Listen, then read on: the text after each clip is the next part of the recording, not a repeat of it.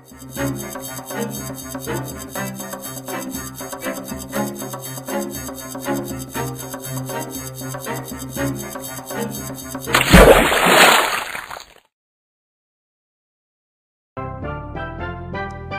yang cerah di Kepulauan Raja Ampat. Lokasi Itong berhasil melarikan diri. Ia berjumpa dengan beberapa teman barunya di balik karang yang kaya dan hiruk-pikuk ikan di lautan lepas. Ia memberanikan diri berkenalan. Halo. Halo. Nama gue Itong, hiu keren dari Jakarta. Saya Ismu dari LSM Konservasi. Saya Markus, perwakilan pemerintah di sini. Salam kenal Itong, nama saya Max. Saya Purnama Saka, saya asli Raja Ampat toh. Itong senang sekali karena akhirnya dia punya teman-teman baru di tempatnya melarikan diri. Tapi di tengah perkenalan mereka, hiu investor terlihat bingung saat ia melihat ada barcode atau price tag di badan Itong. Itong lalu menjelaskan bahwa dulu dia sempat tinggal di sebuah supermarket di Jakarta hingga akhirnya ia memutuskan untuk kabur sebelum sempat dibeli orang. Mendengar hal ini, keempat teman-teman baru Itong menjadi sangat terkejut. Belum sempat Itong menjawab, dengan paniknya langsung bersembunyi karena ketakutan begitu mendengar suara kapal mendekat. Keempat hiu yang lain makin bingung dan penasaran.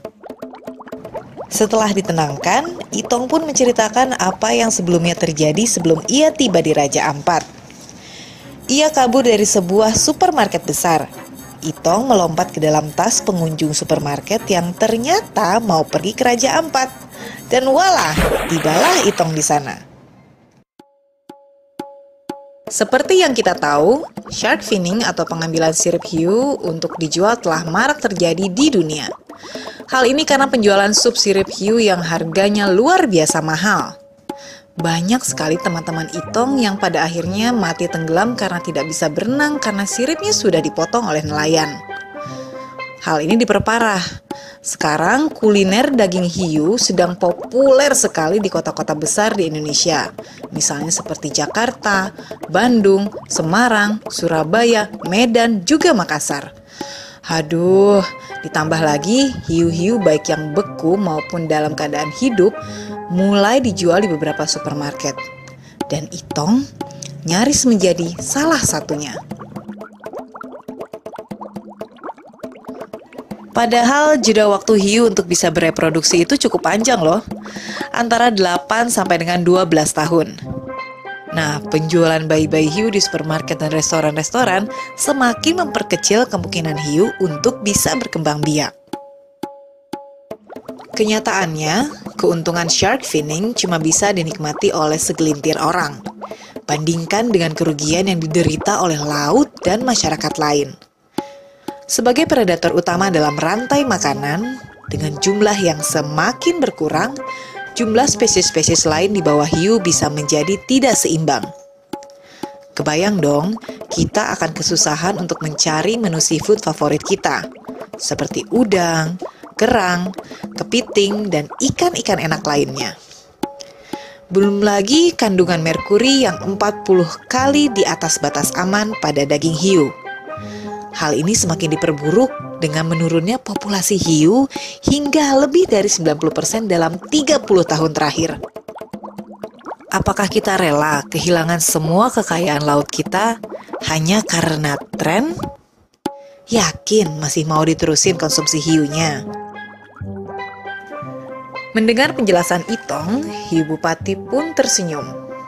Beliau mengatakan bahwa di Raja Ampat dia tidak usah takut ditangkap, karena sekarang sudah ada peraturan yang mengatur pelarangan penangkapan hiu di Raja Ampat.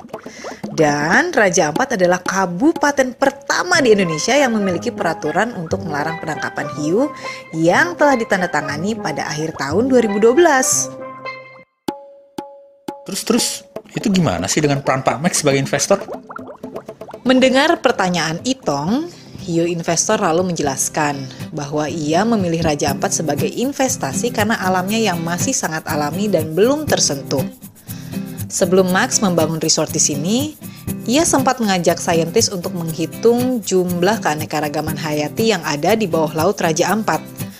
Yang paling keren, sejauh ini sudah ada 374 spesies ikan dalam 1 kali penyelaman. Wah!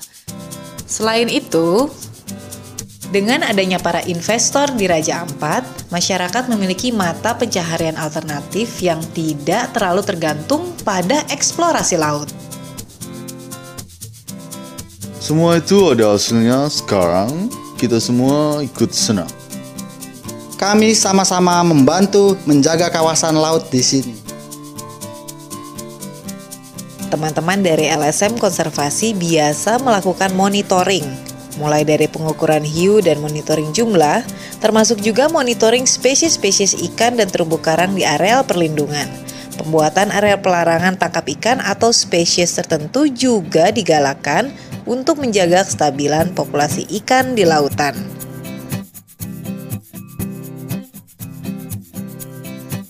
Keren! Lalu, kalau warga sendiri gimana sih? Iyo, kami tangkap karena ada orang pesan. Kita orang jaga hiu hidup penghasilan lebih besar toh? Penduduk di Raja Ampat menjadi semakin sadar pentingnya menjaga laut setelah berhenti menangkap hiu, di mana jumlah spesies lain menjadi semakin banyak sehingga tangkapan nelayan pun menjadi lebih beragam. Karena tidak ada ikan yang overpopulasi dan memangsa spesies lain secara berlebih, semuanya menjadi lebih seimbang.